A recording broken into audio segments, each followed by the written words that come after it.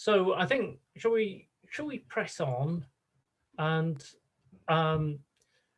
in keeping with the tradition that we're trying to establish at this conference, I would like to acknowledge the custodians and territories where I'm speaking from. I'm speaking from York in England, which is historically viewed as, well, England is viewed as a very financially rich country, but it's also actually one of the most nature depleted countries on the planet. And York is a great city that I really appreciate the work that has gone into building it, but also recognize the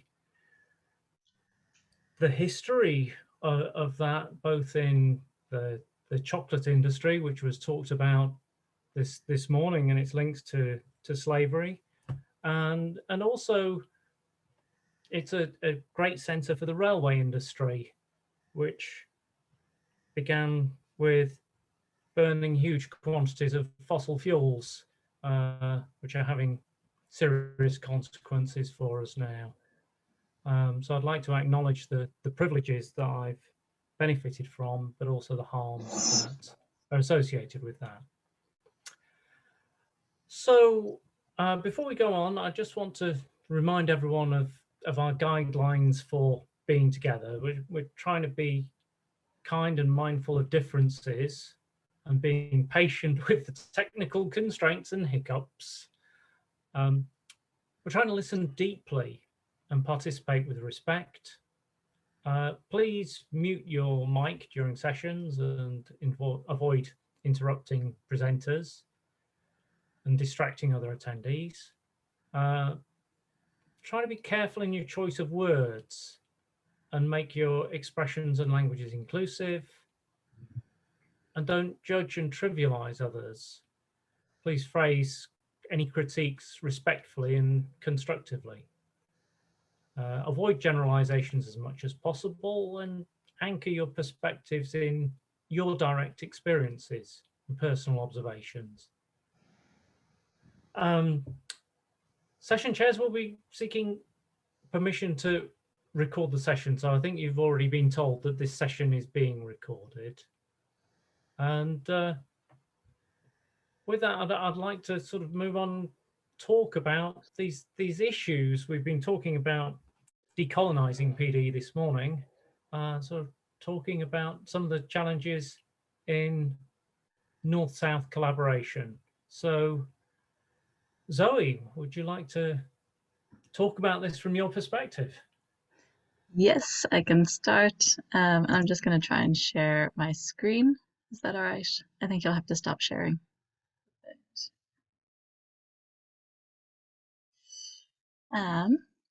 So I guess to start and explain my interest in this topic, I'm a designer and researcher from Ireland. So I think this occupies an interesting space because we both have to grapple with our own history of being colonized, and this is a really big part of our identity, but we're also part of the EU. So there's a certain level of privilege that comes with this kind of a background. So a lot of my experience designing with North-South collaborations come from a collective that I'm part of called Patio. So we're a group of students and professors from Europe and Latin America. So specifically, we're working across Brazil, Mexico, Portugal, and Ireland. And we started with looking at the principles of the future of design education, and we really used a post-colonial and cross-cultural perspective to kind of as the impetus for like our research. So now we're looking more at the relationship between design and the world, and we bring together people from all sorts of backgrounds in a kind of joyful workshops. Mostly it's been digital, but now we're trying with hybrid to exchange ideas and perspectives about the world, because we think that sharing this commonality and also sharing our differences is a way to create a future based on plurality and respect. So yeah, we've been operating for 2 years and we've done maybe 4 big events with partners like UNAM, KIST, so 2 design schools, also the Goethe Institute in Mexico, and for various conferences. So I think an important part is that when we make these workshops, it's not just about North-South collaboration, but actually we work with a range of ages. So we've done ones with kids and also adults. We've also looked at the link between design and craft, so working with artisans as well as designers. And then, yeah, we've also looked at like the education of schools, so looking with both professors and students at these problems. So because we're never a homogenous group, and I think this is important, we're never an us and them. We always have such a mix of different backgrounds that you can't make presumptions of anyone's perspective. So a lot of our workshops are discussion based and really trying to understand where people are coming from. So we were struggling a lot with not having face-to-face contact because of the pandemic and working digitally, because this connects us, but also it's, I don't know, sometimes a problem for us. And also with language. So we often fall into English as like our major. So when we work online, we try to do bilingual designing, so having multiple languages. But for the PDC conference, we've been trying to experiment with a hybrid approach. So this means that we work locally. So we can use our, base language. So I use English in Ireland, and then it's, Portuguese and Spanish as well. And then we come together. A lot of our materials are within all the languages, and we're trying to bring bits of German, bits of Irish, so like Gaeilge as well, to make it more inclusive. So this, we had distributed local meetings. So these are like the local gatherings, and looking at, this was actually about community and commonality, so bringing objects that represented this local place to the participants, and then discussing why and building something together. And for this week, we're now going to do a hybrid workshop, so all meet online, and then see how these themes are common or different between the different cultures and different places. I think thinking about what have I learned, or about these North-South collaborations, I think we always had feminist and decolonial principles at the base. So although we don't always address it in our workshops, we designed the spaces based on these principles. So to be open to as many backgrounds, to be ambitious about the futures we're trying to design, horizontal, so we don't have one person in charge of one thing. And also if participants end up taking initiative in the workshop, we can shape it around what they want to bring to the floor. We always try and operate from a playful, not a competitive way, because I think this is the safest. Like if you have a safe environment, people can build up new skills, new perspectives, the easiest. And then within our actual practice, we look to be critical of the world systems, experimental, cooperative, and always based in dialogue. And I guess one thing that I've also learned is always to be open to criticism. So we have these huge ideals with like depatriating design or decolonizing it, but we're also aware that we'll never live up to our own ideas. So I think just being flexible and aware that we have big aims, but we fail along the way has been really helpful. So that is what I have to say on the matter. Well, thank you, Zoe. So, Cansu, do you want to pick up from there? Yeah, sure. Thanks, Andy. Hi, everyone. My name is Ekmekcioglu, and I'll try to share and speak about my learnings and reflecting on my experience from research over the last few years, engaging participatory design approaches and participatory research in transnational settings, in the context of refugee and immigrant resettlement and post-migration service environments in Turkey, in Malawi, Africa, and in Canada. So I think for the PD, the biggest challenge is kind of addressing historically rooted power imbalances between teams, between participants and facilitators/researchers, between other stakeholders and participants, due to the ongoing colonial structures and legacies and other forms of discrimination that really undermine self-determination and agency, and sort of negating future socio-technical trajectories for people and narratives that are excluded and put to the margins of knowledge production and design. And for me, the question of, and I think it also comes back to the PD's core issues of power, agency, and control, and how it is distributed in processes, the question of who is benefiting from participatory design attempts and efforts. And obviously, to varying degrees, researchers and practitioners from the global north.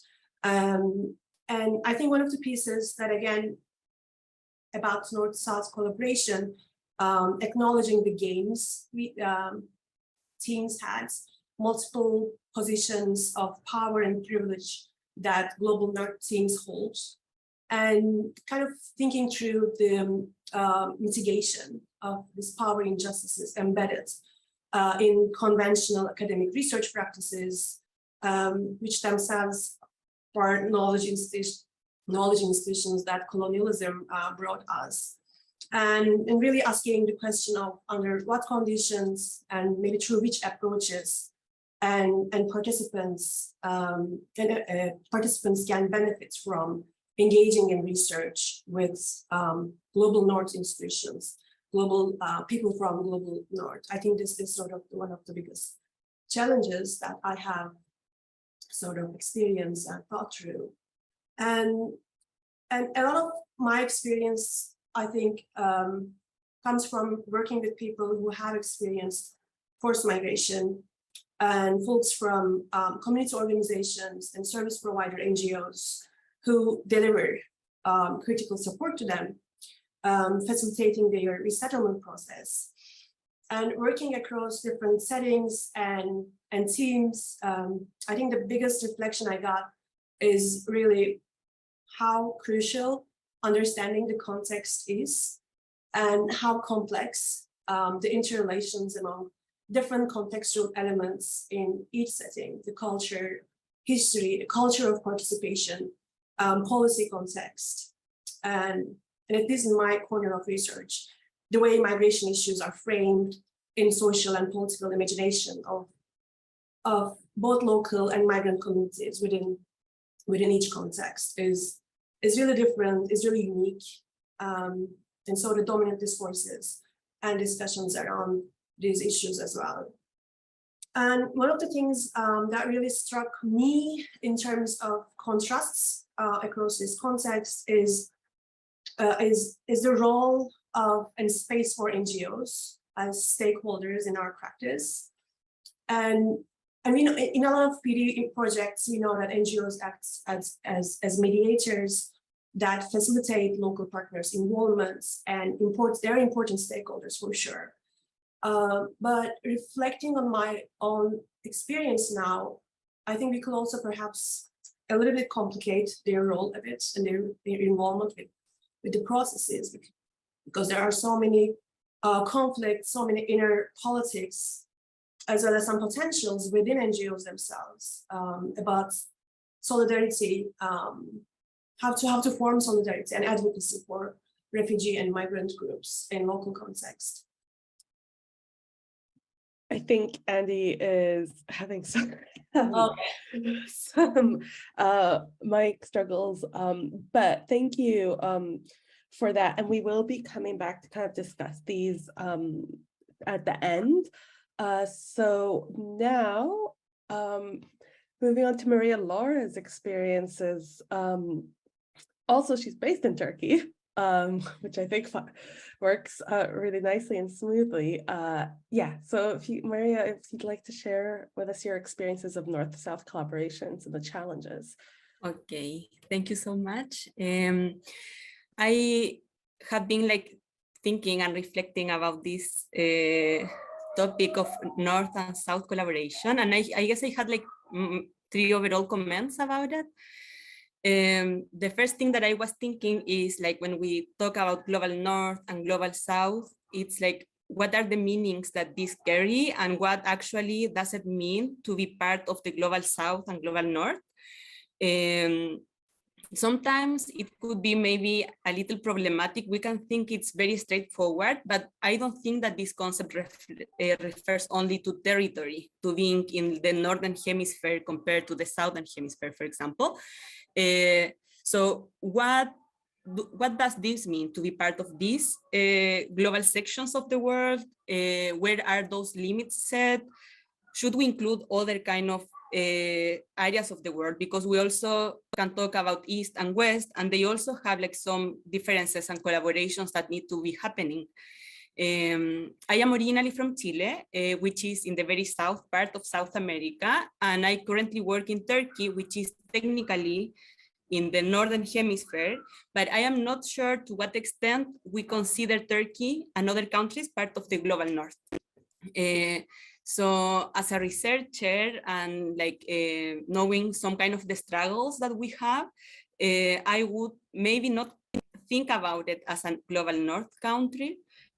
So there are different maybe categorizations that we need to understand about it. And I think that we need to also discuss this kind of how we understand and the meanings of this concept, so that we understand also the challenges that researchers and different projects can have in different areas of the world. Second, I was thinking about the power that these concepts are holding, which is related to the previous, are very different. So I have participated in different projects in Turkey, in my country, and lately I was working in an H2020 project with other European cities, and I can definitely realize how among different European cities there are also this kind of stratification or hierarchy when we do some kind of collaborations, because at the end there are different ways and different ways to influence the projects that we are developing, and there is always like some kind of power issue that it doesn't need to be like a fight among the people that is collaborating, but there are some subtle ways in which there is people that has more power among collaborations. So in academia specifically, this power relates to knowledge, relates to resources, relate to money, and they also relate to practices that are established in academia that maybe they don't fit other ways of doing outside some sectors of the Northern Hemisphere. So I guess like that is something that we also as researchers from other places beyond the global North, we need to revalue also our ways of doing, of making, of thinking, and also of doing research. Also, and this is, I guess, my kind of last point. I mean, the fact that there are like different levels of power has some level of implication in academia, also kind of replicating colonialism and imperialism in academia and in the practices that are related to it. So I tend to think that global North has an amplified voice in decision making compared to other countries that are not perceived as being part of this sector of the world. And finally, I think that some challenges that we have are revaluing our local ways of doing, collaborating, and this kind of horizontal relationship. How can we share power and include more researchers that are from the global South, and also how we as researchers from the global South can revalue our ways and promote ourselves, because I guess that still we have this idea of people from the global South going to the global North, and they are like more successful, for example, that maybe people that stays, and this is not necessarily right. So we also need to challenge those kind of biases that we have on how academia works. In that sense, I really value, and this is my last comment, I have really valued the things that PDC and PDC Places has been doing in ways that we from other parts of the world can also participate, and we can participate with activities that are locally contextual and relevant. So I think that that also is a very nice way of collaborating and of making academia more plural and inclusive of other sectors of the world. Thank you.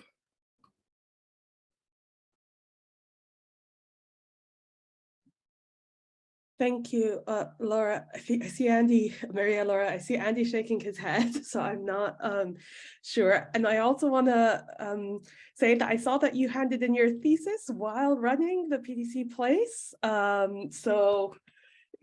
Congratulations. Thank you so much. And thank you so much for that. Marcelo. Hello. Hello. Good evening or good morning for everyone here. Sorry for my English at first. And to keep the track of what I wanted to tell you, I wrote a little text and I'll read it. It's more easy for me. I'm not very good with English. So for this panel, I propose to discuss collaboration between the global North and global South from a different perspective, and this connected to Maria Laura a lot. Maria Laura's talk, we connect a lot in this perspective. When I'm talking about different perspectives, I'm talking about not related to action and practical modes of working in collaboration. I propose we step back a little and understand from the colonial perspective what is at stake when we read or understand North and South instead of other issues, and what design has to do with these issues, and it is a lot. Starting from design literature, Tony Fry and Arturo Escobar are my starting points, as they have seminal article debates on it, with both referencing another great author called Boaventura dos Santos from Portugal. My first argument, hand in hand with them, the three authors, is that design by from South that posits itself from a territorial quarrel will lose the battle to reassure its mode of action. Because positioning global South and North in a radical, almost literal way as a geographic territory dispute is not the right enemy to fight. And this is something very common in both day-by-day practice and theoretical discussions. To simplify the argument here, that is South in the North and North in the South. And in Fry, Escobar, and Dos Santos, we must assume the design by from South as a metaphor to problematize modernity and the modern, connecting with the work of Bruno Latour. It is worth clarifying then what we understand design of the South and a design of the South would be, metaphorically speaking. How does it work in a critique to the modernity? The design of this metaphorical North is the prodigious son of industrialization, whose technical, scientific, political, economical, and philosophical knowledge is from the product-making design, not the American or the European, but that of the anthropocentric, or even worse, androcentric tradition, well constructed by the man of reason, who sees and takes everything for himself and its progress at all costs project. This design of North is responsible for the process of unreasonable destruction and exploitation, in which the rights of the environment and more than humans in a broad way, and why not the rights of other humans who are not in the center of power, of what is productive, and towards the product. Everything is put aside, cast aside from the center of the power. Even the human as a species is thrown to the margins and placed as voices that do not matter to be heard.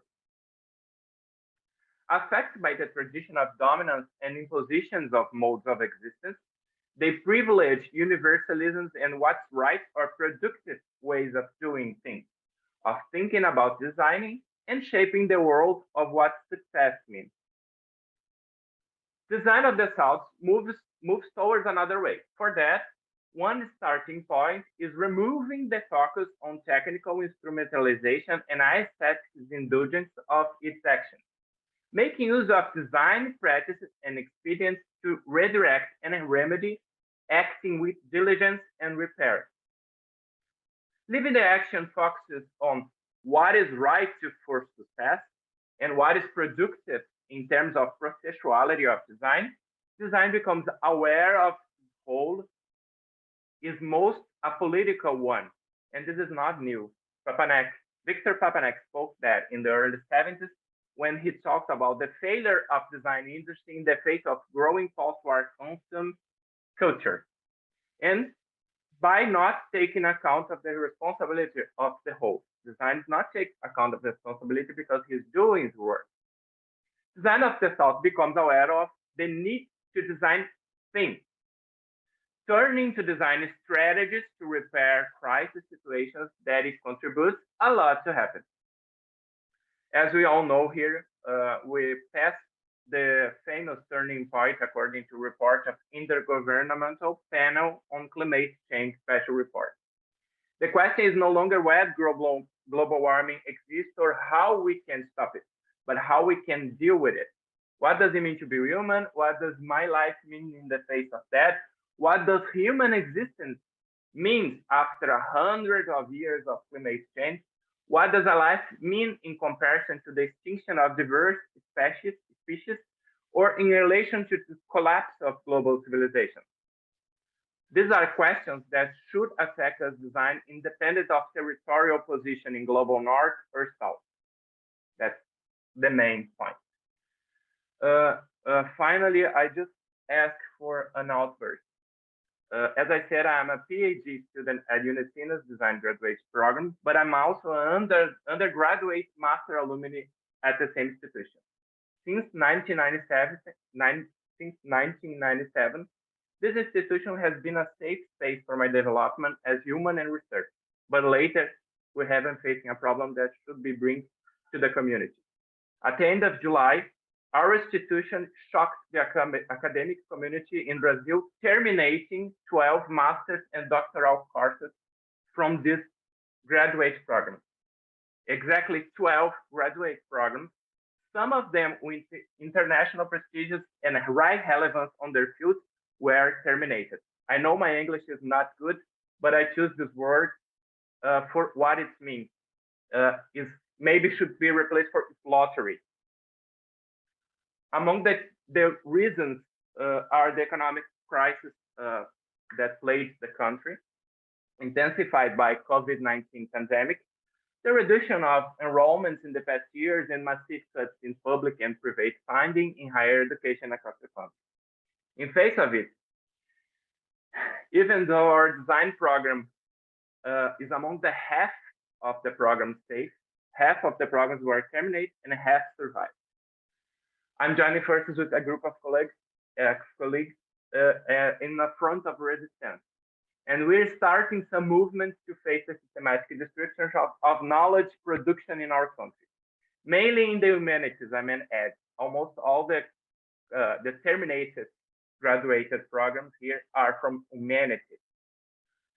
The action of a far-right misgovernment intensifies a state policy far beyond political parties here in Brazil, aimed at technicism, training, formation of operative manpower. This is the focus here. They are winning, as we can see in what happened to UNISINOS, and we as community cannot accept that, independent from South or not. We rely on our international scientific community to help us get this message across, and in future actions to demand changes in this ill-fated system here. By now, I send my email in the chat, so if you are interested in help us, I'll send you a message and say what are our next steps. Sorry for this, but it's my duty as a researcher to do that. Thank you very much, Marcelo. I think Andy can unmute. Yeah. And just to say, Marcelo's put the details in the chat, so please do reach out to see how we can support as a community. Thank you very much. Go ahead, Andy. Yeah, and absolutely. I think, I guess we haven't seen Mercedes. It's not been able to reach us.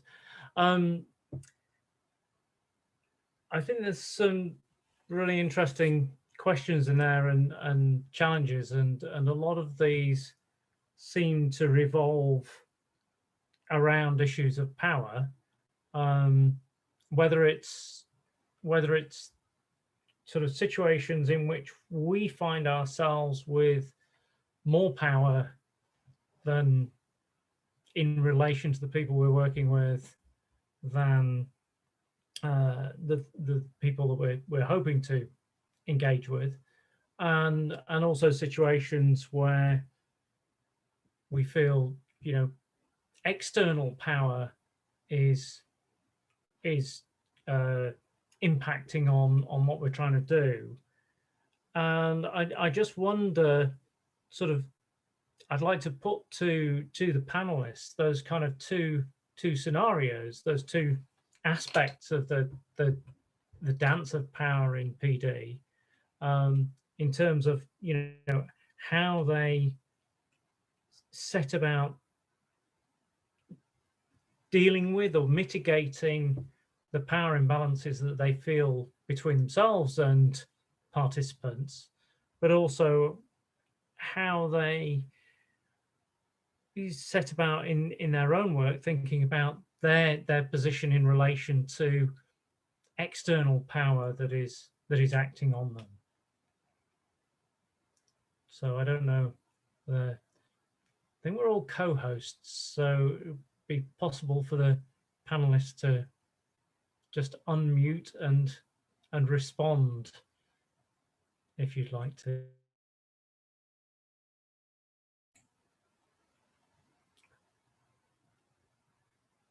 So hi Andy.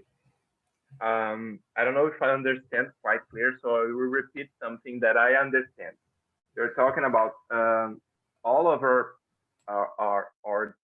proposals here talk about power, and somehow how can we, in a participatory practice, overcome sometimes inevitable power, always and commonly centered on design holes. I don't know. Sometimes this is what I understand when we're talking about participatory practice. There is always an almost unavoidable power in the hands of design, and somehow we have to surpass it. And sometimes I think it's not something that I study in depth, but I think designers like to be this whole of power.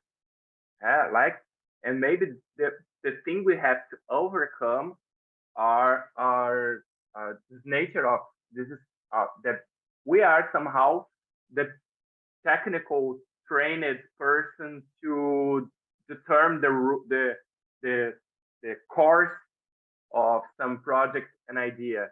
I don't know if that was clear, because now I'm not reading a text, I'm thinking about, so my English sometimes. Please help me, English speakers. That's great, thank you. Zoe, Maria Laura, do you want to, Cansu, do you want to say anything to that? I was just trying to unmute myself. So thanks, Andy. And in that aspect, I think in my experience, I would say things that worked to rebalance or address those power imbalances have been always somehow related to the process or process making efforts, even before engaging any sort of participatory attempts and efforts. And because it takes time, I think the time is being the most critical resource and experience here. It takes time, this effort takes time, which is at odds with the academic expectation, our research production expectation, but I think it's really important, maybe in that sense, like utilizing PD's values and methods, kind of providing support in terms of engaging meaningful interactions with participants, which will take time. And I believe this is also shared by many researchers and practitioners engaging PD in migration context as well. The longer engagement, the better, more meaningful, like less transactional in that sense, collaboration. And I think that maybe the second thing I would like to add is building relations, building trust, building a rapport with participants. What in a couple of the projects that I have tried is really meeting with participants very frequently because it's very key to collaboration work in terms of building trust and naming power differences explicitly, like not hiding them, really like putting them in the center, naming where I'm situated, what I do know, what I don't know, and my privileges, the power I hold, and then also seeking feedback about how the process is going, how these methods are going. And I think one of the things kind of worked well in our work with refugee youth communities in Malawi is we have been doing constant check-ins, constant discussions about how like each of us see and evaluate the methods we're using, and also knowing everyday realities of each of us, like really not sharing our struggles, our experiences with each other. It really allows us, I think, to be more open and as well as more reflexive in our practice. Thank you. Also, I think it's maybe related with what Cansu was saying. I guess that a main thing in what we do with our participants in participatory design, and that also maybe should happen among like these North and South collaborations, are related to recognizing the other and recognizing what they bring to the table. Because when we're inviting them and making them or helping them, empowering them to participate and participate with us, we are recognizing that everybody has something that they are going to bring to the table, that they're going to contribute with. In the maybe common ways of doing some other kind of collaborations that don't have like a participatory stance, maybe this is more like, okay, I will tell you, the expert will tell you what to do. And I set the goals and I said like so many things.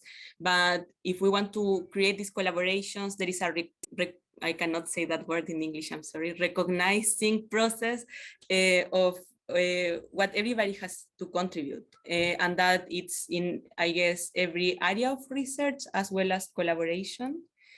So I just think that recognizing the other is a key element to promote this.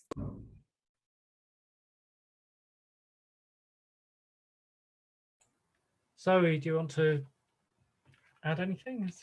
Yeah, sure. I guess when we've been thinking about power, we've actually kind of moved out of the academic space.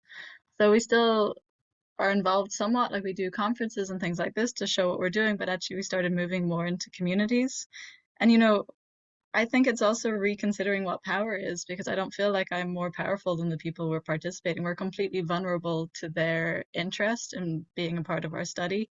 So I think showing that vulnerability and that we're human and that we don't really know what the outcome is. We always talk about this with our participants, like you can shape it. We're not trying to get something out of this. Like we don't get paid for this. We just think it's an important conversation. So come spend your time if you want. And this is why we really focus on joyful, I think. And even in terms of power, like we work with 4 different cultures, 4 countries, but there's such a spectrum. I don't think this dualistic thinking of North and South works, because I mean, the context of even Portugal and Ireland in the EU, like the financial background that people have, and then to look at Brazil, like we all have completely different points of view. So I really think doing this work, I can no longer look at countries even as an essential like culture. It's just the individuals who decide to take part, which means that, yeah, it's very interdependent, our point of view. So yeah, that's my thoughts. That segues really rather nicely to the question that's kind of sitting in the Q&A, which you may have seen, which is asking, what does the panel think about the term Global South? And if we're not going to use it, what are the alternatives? And you know, a question having to use a more economic-based descriptors like lower middle income countries and so on.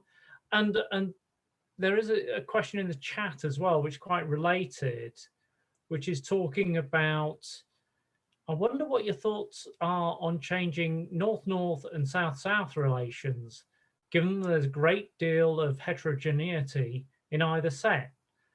And one can argue that the gaps, North-North gaps and South-South gaps, can be as large as South-North gaps. So I'll fire that one off. And Zoe, because you were the last speaker, you're still sort of on my screen. It's so I could pass it to you first if you want to play with. Yeah, sure. I feel like it's a difficult one for me to come up with an alternative because we've really come to just working with individuals and seeing who we're collaborating with. I first got interested in participatory design because I was working in Scotland and it was trying to go into the areas with the highest levels of poverty and working with a lot of children in poverty. So again, I think you can't even, well, my perspective would probably be even looking at countries as one set economic standard is very difficult because in the wealthiest countries, you also have, yeah, really severe changes or differences in power. So to find something that's not nation state specific, but is, yeah, can still offer some kind of descriptor, that I don't have the answer yet.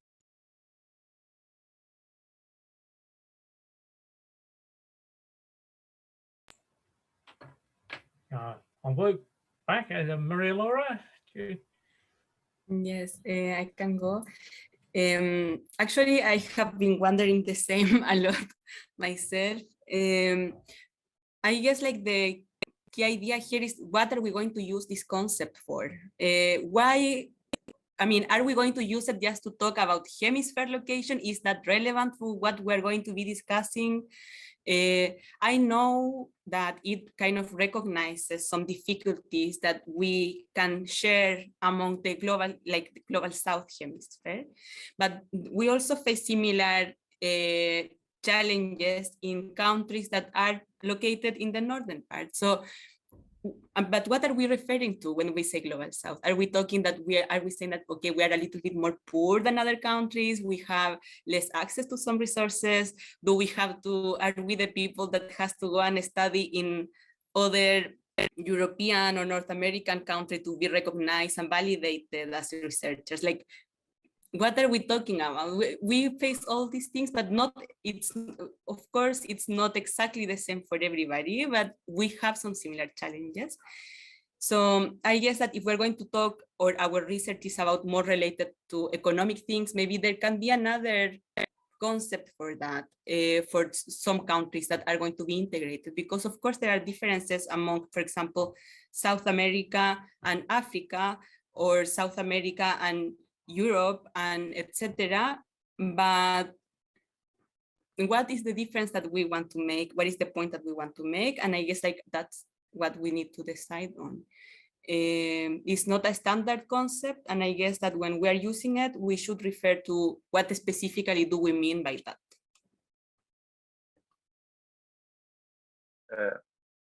Can I go? That's what I try to say when I argument that when we talk about global North and global South, we must put aside, not that is unimportant, because we have a history of colonization and we have a perspective of decolonization, which means not returning back what it was, but using the forces and the knowledge we developed as colonizing or colonized to move forward. So when we're talking about global north and global south, we must think about, and that's what I said to simplify that, there is north and south in north.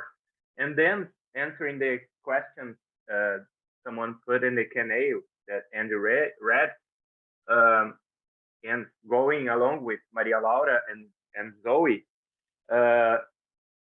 maybe it's better to understand how to collaborate and overcome the differences, economic difference. That's very relevant. We have economic differences, and we know the rule of the world for now is still is how the economic goes and flows. But we also have to start to think about things. For example, there are things about relations of power and relations between differences. So when I talk about the margins, things left aside, things left in margins, also includes in this discussion not only the reading. Sanger, Isabel Sanger talks about a lot about it. So not to idealize the poor little ones. We have to understand the cast aside involves too a position from the south territorial that the north is the villain. When there is no real heroes and villains, but are fights that we should choose to fight together. And who is the problem? What's the problem? Maybe it's inequity. Maybe it's that we now at the point of no return, that we have to find ways to deal with it. This is a real issue that we should, as designers, and also understand when I talk about power, I talk about maybe somehow in the deep, we designers think we like to have the power in the action of design. And this is one of our fights as researchers and practitioners. So I like when Maria talks about recognizing the others, and this is somehow a caring issue, like Maria Puig de Bella Casa talks about. We have to be honestly caring and not in a petting way, almost like with, oh, you know, you little one, I want to help you to grow. No, we have to care in the point of understanding what is at stake and what's the real need of the other. And this is a very hard thing to do, and especially for designers who somehow still put themselves as the owner of the process of ideation. And maybe to answer, to go back to the Q&A, sorry, maybe we have to understand that is less related and must be less related to territorial north and south, because there is north and south in south and south in north, as Zoe talked and as Maria Laura talked beautifully. But what are the kinds of problems we have to overpass together? Maybe this is something that should be on our focus. And also independent of being north and south, we're all going to the same hole together because we have reached the point of no return. For me, this is very, very, very, very urgent to talk about. So, and how can we think? It doesn't matter who colonized and who was colonized. It doesn't matter if you live in Ireland, if you live in Chile, Turkey, Brazil. I forgot where our colleague was. Cansu is from? Canada. I'm living in Canada. Canada. From Turkey. It depends of it. We have reached a point of no return in EPCC, and how we can choose the good fight together instead of pointing who is north, who is south. Right. Cansu, do you want to come in? Yeah. Yeah, I just echo what Laura, Zoe, and Marcelo said about like how controversial, problematic, and not maybe helpful these categories, these distinctions.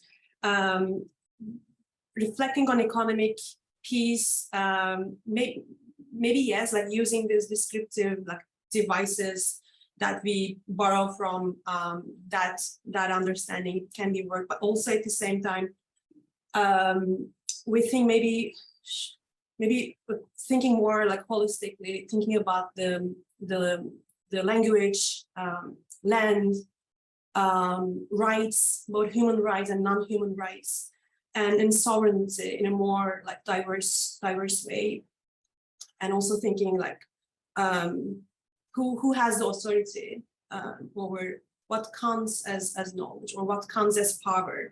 Even like thinking about that, I think could like help us to discuss these issues more broadly. But at the same time, I think that yes, these are descriptions that we need to reflect on and think critically, but also thinking on like what conceptual devices we have and we can create together. Going back to Marcelo's point, like this is kind of like the general project. So, and how can we create those tools to contract to address those categories that we all support and not agree from, obviously.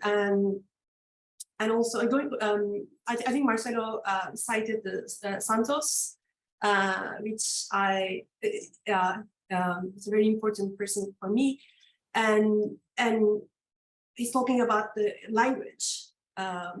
Maybe has a risk of being a soft version of colonialism and imperialism. So it's really important question. I don't have, of course, clear answers, obviously. More like questions and musings maybe, but of course it's an important next step for further discussions. Okay, well, thank you, Sandra. I'm really conscious that we're coming up hard against the end of this session, and I sort of feel that Sandra has kind of done the job that a chair might do, trying to draw things together in a coherent way. So I think, yeah, it's complicated, and I hope that we'll continue the conversations with each other. So just to let you know what's coming next, there are a couple of exploratory paper sessions following on from this session at about 1:15. And then tomorrow in the morning for the Asia Pacific, Europe and Africa region, there's a Beyond Academia starting tomorrow morning. So yes, the parallel tracks this afternoon: decolonizing ontologies and cultivating eco-justice. So you may find yourself very divided, like I am, as to which session you really want to go to. I want to go to both of them, but they're being recorded, so that's great. So thank you to all of our panelists. That's been really insightful, and lots of things to think about and reflect on. So thank you, and perhaps attendees can't unmute, but I think attendees can say various things in the chat, and I believe they are doing so. I'm going to clap because I can.